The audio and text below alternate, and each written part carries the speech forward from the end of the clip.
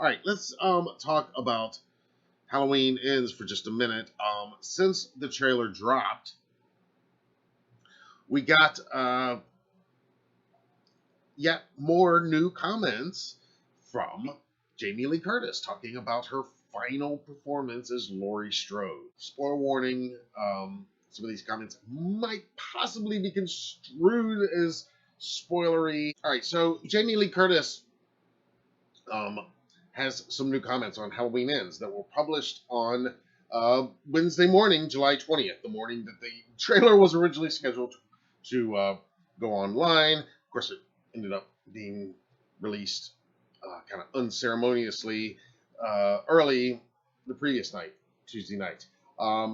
But these comments, again, some of it kind of echoes what she says, but there's some other additional comments about the type of departure that this film is. And Carpenter talked about this, and they even referenced that in this piece, and asked her take on what type of departure this is, and she actually gives some input in it. So get ready, we're going to dive in to what she says here. I don't know, I think a lot of this fell through a lot of people's cracks because there was so much excitement on the day. But again, this comes to us from people.com, published on July 20th. A new conversation with Jamie Lee Curtis on her final time playing Laurie Strode in the upcoming Halloween Ends. And we're going to go right down here to what she tells people about Halloween Ends, and which is David Gordon Green's finale Halloween film, but Jamie Lee Curtis has said that it will be her last time playing this character that she has played now for 44 years over the course of, this will be the 7th film in which she portrays Laurie Strode. So Jamie Lee Curtis tells people, quote, well, endings are a bitch, and endings are very difficult to do in a very satisfying way. She goes on to say, quote, the last shot was a night shoot, and I was in a car. It was a close-up of me in the car, and when we got out of the car, it was 4:30 in the morning. There was the picture of my face on the screen, and I realized that was the last image of Laurie Strode after 44 years of portraying her. Isn't that amazing? And it felt very satisfying. I think people are going to lose their minds, end quote. But that's not even all that she tells people in this piece, as they insert a shot from Halloween Resurrection promo shoot. That film released 20 years ago this year. This month, as a matter of fact.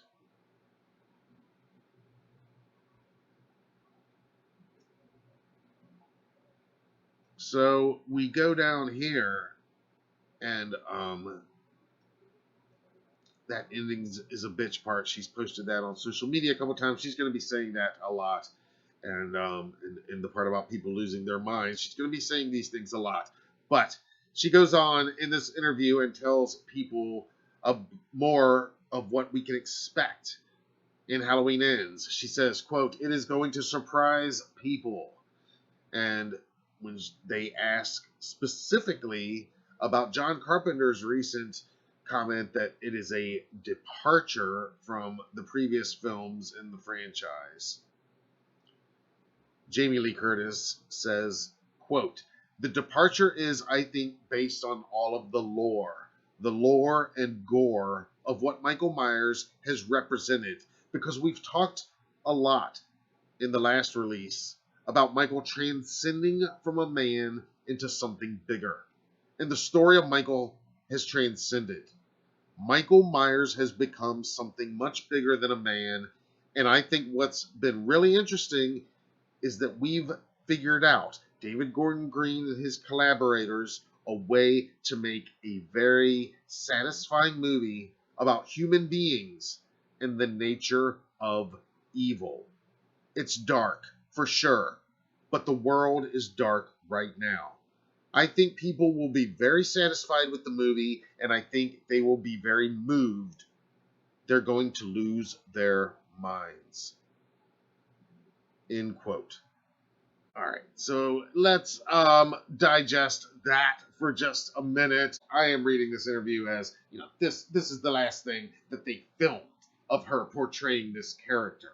Um, you know what I mean? And obviously, it was something pretty emotional. It sounds like a close up of Laurie. Whether or not that's going to be literally the last image of that character that is shown in this movie, hey, that may or may not be the case, but I'm not taking that as what she's saying. Some of you guys will, maybe. But all that being said, give me your thoughts on these new comments about the departure that it is.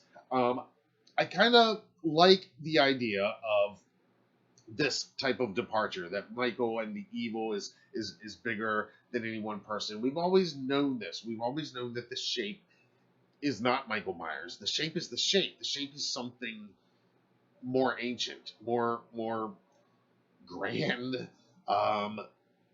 This is embedded in this franchise. It's just very deep in there. But when you go back to the original 78 film and to H2 and even to H3, when Loomis is talking about Samhain in H2 and Michael leaves it written in blood and everything, and how it goes back to the ancient traditions and the sacrifices and all that stuff, and of course the H3 stuff. They're not going to reinvent the wheel here. I've said that before. I don't think any of these off the wall, outlandish theories, rumors, predictions, whatever you want to call them, that I've seen just various headlines on YouTube of various videos in the last year of just crazy stuff. I don't think most of that is going to happen. I don't think it's going to be, like the Curse of Michael Myers, where they're going to say, oh, it's the runes and it's a cult and it's all of this. I don't think it's going to be anything like that. But I think these comments give us clear indication that when we are told that this is something a little bit different and that Michael Myers is not really the only threat here, there you go. This is what all that's talking about. I think she's being pretty honest about that part, and everybody just jumped on and hyped on and is just obsessed over that comment from Jamie Lee Curtis last year in an interview where she said, "Oh, Halloween Ends is going to piss some people off." And everybody, oh, what's that mean? She's gonna piss off the fans. Gonna piss off the fans. It means. I've told you guys over and over. Don't obsess over that. Number one, Jamie Lee Curtis is not a horror fan, and she says that all the time, so she doesn't know what would make horror fans happy or pissed off. And number two, if you go back to that actual quote in that interview, which I'm not going to do right this minute because I'm already getting too off track on this, but if you go back to that, she's not even meaning it like that. I mean, and here's the other thing is what she was talking about at the time, the script she was talking about in that interview, I guarantee you is not, I guarantee you that went through changes from that time and to what was actually filmed.